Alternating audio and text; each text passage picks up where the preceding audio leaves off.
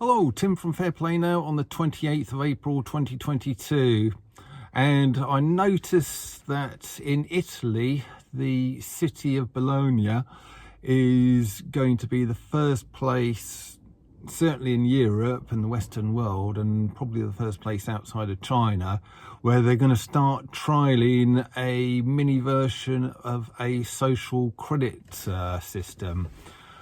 Apparently it's going to start in the autumn of this year, and it is going to be voluntary, although these things that start off being voluntary often have a habit of ending up being compulsory, don't they?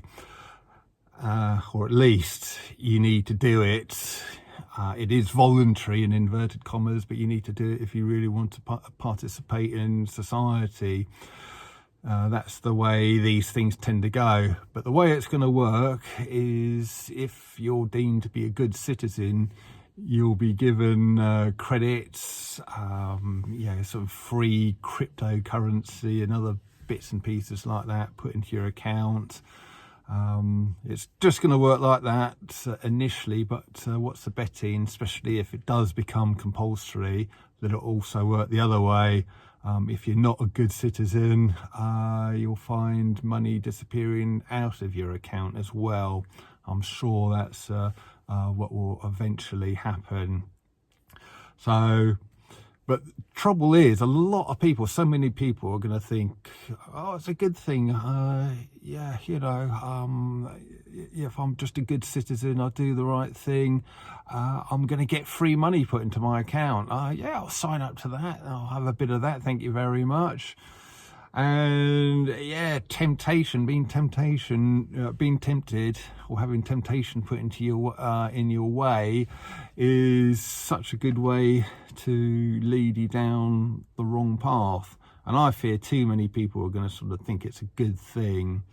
But as we all know, well, if you don't, I'm here to tell you that it's not a good thing at all. In fact, it's a very, very bad thing. It's a thin end of a wedge, which by the time you get to the thick end of that wedge, you are going to be looking at a horrible dystopian society, where if you do the slightest thing wrong, and bearing in mind these authoritarian governments have a habit of changing their minds quick as anything. What might be okay today won't necessarily be okay tomorrow, and then when you go and break that rule, boom, you're losing money out of your account, and you've really got to live a life of just really total obedience and subservience to the government. So it's not a good path to follow, certainly isn't. And the way it's worded in this Italian thing, and also why Italy? Because what else started off in China and then kind of came over to Italy pretty much before anywhere else in the West, about this time 2 years ago, or just slightly over 2 years ago. And now the same thing's happening with social credit systems. So it seems like everything bad comes out of China and then kind of jumps over to Italy, doesn't it? Just a little observation there. Don't know what you think about that. But the whole thing in Bologna is, if you're a good compliant citizen, you do your recycling properly, you use the bus rather than your car, and all these other things that society deems that makes you a good citizen, then your social credit score will sort of go up. But I'm going to just finish this video with this little thought. And before I go too much further, I am going to put up the caveat. What I'm about to say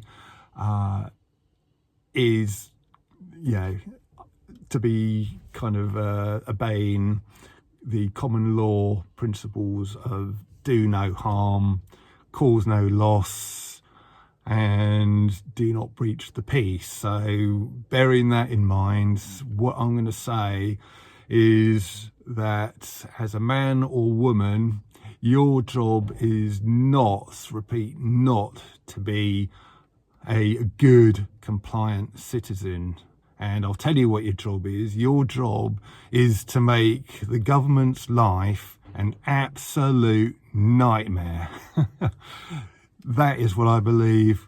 And as I say, bearing in mind those common law principles, do no harm, cause no loss, don't breach the peace. So I'm certainly not advocating any kind of thing where, well, you know, that might be deemed as violence or anything like that. When I say your job is to make the government's life a total nightmare, I mean it in peaceful ways. So your job is basically, whenever the government asks you to jump, instead of saying how high, just say why. What is your reason? Don't just do it blindly. Always ask questions.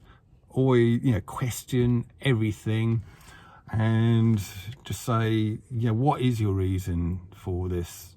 Yeah, why are you creating these laws? You know, we don't agree with it, and we're not going to agree to it until you put in black and white in front of us some very good, compelling reasons why you want this new law to come in. And if you can't do that, yeah, we don't think this law is valid. So coming out with things like that. And also, now this isn't going to be something that everybody can do, but it would be good if you at least were in the position, or if we all were in the position where we had at least one person nearby that we could call upon who knows the law really, really well. Obviously not to expert level, but certainly if you can sort of get to the stage, or you know someone who can get to the stage where they know the law better than your average sort of police person, or better than your average politician, you can really make their life a nightmare, can't you? Because you can just sort of run them ragged, sort of run circles around them, and yeah, make your life a nightmare. And I'm going to finish this video by a video recommendation which shows a guy who is indeed making the government and the authorities' lives an absolute nightmare. I think this guy, I don't know too much about his story, but it looks like he got in trouble with the police for breaking lockdown rules when those were enforced here in the UK, by going on a protest, some kind of protest somewhere. And he had two police knocking on his door saying that they were going to be taking action against him. And yeah, then the video goes on to show him basically, after they kind of read him his rights, he then proceeds, because he knows the law and common law and everything, he goes on to sort of read them their rights. And it looks like the latest on his story is that the courts have been forced to drop the allegations against him, or the charges against him. So he's free and clear, but he is now going after the police. He's going after the two individuals who came to his front door. He's going to be asking money from them, which is, you're right, if you know, you get sort of wrongful arrest and all of that kind of thing. And he's going to be going for more higher up people as well, and getting money out of them. So it's a great example of making the government and the authorities' lives a nightmare. I've just come across this guy's post on the Telegram group where I saw it. I think this is a guy called Jonathan, and this is what he says. I come from court where an affidavit served for abuse of process has sent the judge running for the hills, the prosecution, i.e. the police, conceding there is no case to answer and stopping everything there. One, this shows how scared they all are, the criminals, how easy following our lawful process to get these results is, and how wonderful it is now to take the police for one mega charge of unlawful arrest and incarceration alongside health and mental damages, another for wrongful prosecution and fines for invisible nothings, and a third, the completion of a commercial lien that will take the CEO of Arco to be collateralized for life. Oh, and also, as I warned them at the time, the two PCSOs that served me notice on the now failed fine, their personal liens will shock them, and perhaps they will recognise they are serving criminal and toxic masters. So many wins in one day, and now for bubbles and cake. So that is a guy who successfully took the police on about these nonsense prosecutions, sort of lockdown fines and all the rest of it.